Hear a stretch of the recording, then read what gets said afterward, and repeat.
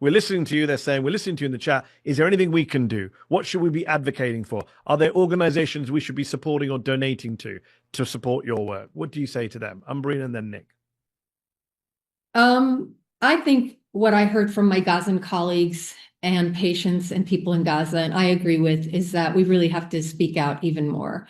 I know at times it seems almost futile, but with more and more people now becoming aware and becoming more open to learning more about what the situation is, I do not know exactly how, especially in America, the psyche works, the worldwide psyche works, and what it was about the starvation issue that really brought more people awareness of the general picture of what was happening in Gaza, willing to listen to a little bit more about how the acute starvation is horrible, yes, but it is exacerbating a chronic starvation. And all of this, goes back more before October 2023 and what is the history, et cetera, et cetera.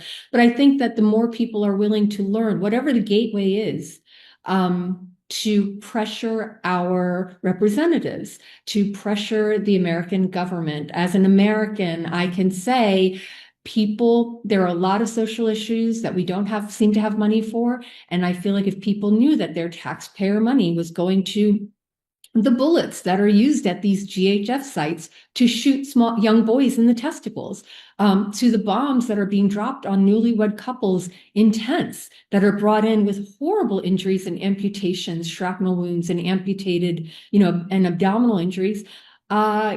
Just now, our government just committed another $30 million to this Gaza Humanitarian Fund, which we call also the Killing Fields, that money is being donated to a failed food distribution system. And I feel like the more people are now willing to hear, the more they'll be willing to speak up. And I think that's one of the strongest things we can do.